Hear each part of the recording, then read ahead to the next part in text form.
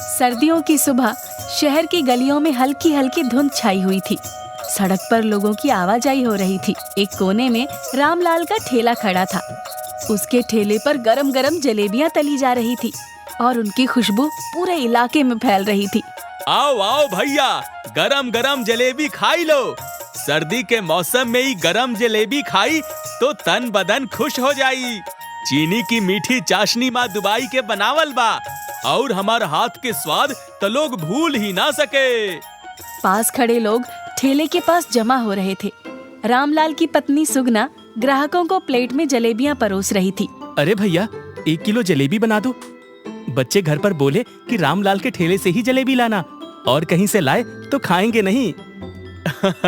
इतना बाल बच्चन का ईमान हो गई बा हमार जलेबी पर। बस भगवान सब ठीक रखे। जरा ठेले से हटी के खड़ा होइए, जलेबी के खुशबू तजही दूर तलक जाइबो करी। तभी वहाँ एक पति पत्नी आते हैं। भैया, जरा गरम गरम और करारी जलेबी तो देना। आज जरा हमारी पत्नी हमसे गुस्सा है। ये जलेबी खाएगी तो गुस्सा यूं दूर हो जाएगा उसका। मुझे नहीं खानी ये जलेबी, तुम ही खाओ इसे।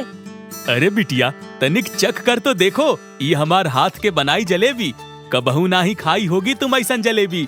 हमार कही के खाई लो एक बार, तुहार काका ही समझ ही लो हमका। लो, अब तो खा लो, गुस्सा छोड़ दो। इतनी ठंड में ये गरम गरम जलेबी तुम्हारा सारा गुस्सा दूर कर देगी। बिटिया, खाई के देखो एक बार हमार घर वाला के हाथ की बनाई जलेबी। तुम्हार सब गुस्सा यूं गायब हो जाई। फिर इस सर्दी माई जलेबी का स्वाद और दुगना हुई जात है। ये सिर्फ एक मामूली सी जलेबी है और कुछ नहीं। वैसे भी मुझे मीठा खाना पसंद नहीं। प्लीज मेरे खातिर एक बार इसे चख कर तो देखो। अच्छा ठीक है, तुम सब इतना कह रहे हो तो थोड़ा चख लेती हूँ। श्वेता ने जैसे ही जलेबी का टुकड़ा अपने मुंह में डाला, उसकी आंखें बड़ी बड़ी सी हो गई। वाह, इस जलेबी का स्वाद बिल्कुल अलग है। ऐसी जलेबी मैंने कभी नहीं खाई। ये जलेबी खाते ही मानो शरीर की सारी ठंड गायब हो गई। हम पहले ही कही थे, ये जलेबी सर्दी में गर्मी का एहसास दिलाई दी ना। एक बार खाई तो बार बार आई, क्यों बिटिया? वाकई इन जलेबियों में जादू है। भैया, आपकी जलेबियों ने मेरी पत्नी का गुस्सा यूं गायब कर दिया। हम कल भी आएंगे जलेबी खाने। ठेले के पास भीड़ और बढ़ जाती है। रामलाल की जलेबियों का स्वाद पूरे मोहल्ले में मशहूर हो चुका था और हमेशा ठेले पर भीड़ जमा रहती। एक दिन ठेले के पास एक बच्चा अपनी माँ के साथ कहीं जा रहा था। तभी उसकी नजर जलेबियों पर पड़ती है। माँ, माँ, वो जलेबी मुझे भी खानी है, दिला दो ना। बेटा, इसे जबेली नहीं कहते, इसे जलेबी कहते हैं। हाँ वही जबेली। बाबू, ई लो तुम्हार जलेबी। जलेबी ना, जबेली। जलेबी खाकर अभिषेक के चेहरे पर मुस्कान आ जाती है। ठंड दिन ब दिन बढ़ती जा रही थी। फिर भी इतनी ठंड में रामलाल और उसकी पत्नी सवेरे सवेरे पहुंच जाते चौराहे पर अपना ठेला लेकर। जलेबी बनाना शुरू नहीं होता कि ग्राहक आना शुरू हो जाते। आज बहुत ही ज्यादा ठंड है भैया, गरम गरम जलेबी खिला दीजिए। इन्हें देखकर मुंह में पानी आ गया है। ई लो तुहार जलेबी गर्मा गरम। एक बार खाई तो बार बार आई हमार जलेबी खाईने। आपका बिहारी अंदाज मुझे बड़ा मजेदार लगा।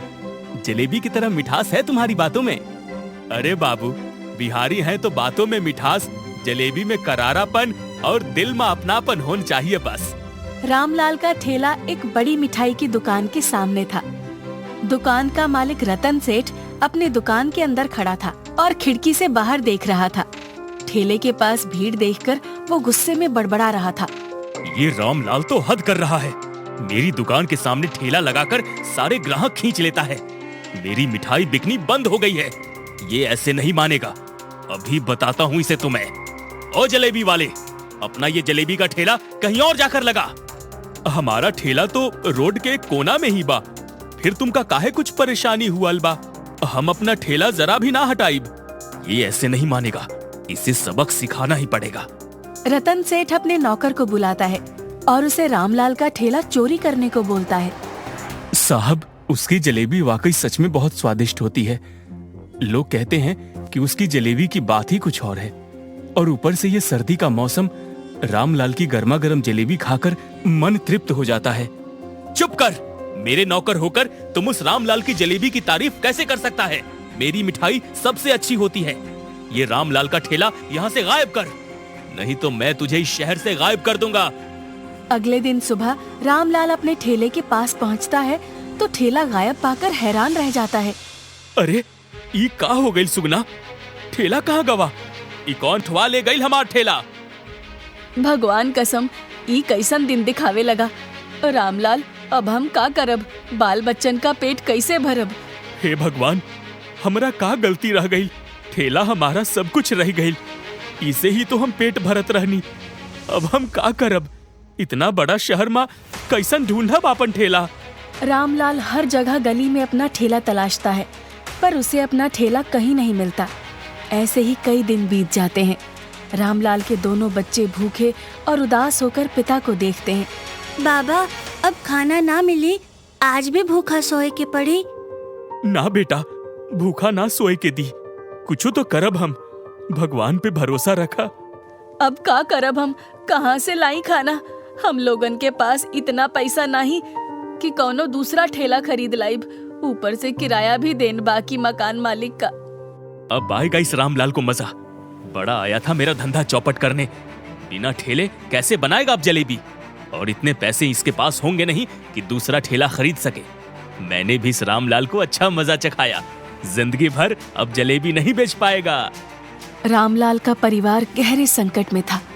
ऐसे ही कई दिन बीत जाते हैं। एक दिन रतन सेठ अपनी दुकान पर खड़ा था। वो क्या देखता है कि रामलाल की पत्नी और उसके दोनों बच्चे सड़क किनारे बैठ जूते पॉलिश कर रहे हैं। रतन सेठ अपने नौकर हरिया से पूछता है। हरिया, इधर तो आ। हाँ मालिक, कहिए क्या बात है? ये तो उस रामलाल की पत्नी और बच्चे हैं ना? हाँ मालिक।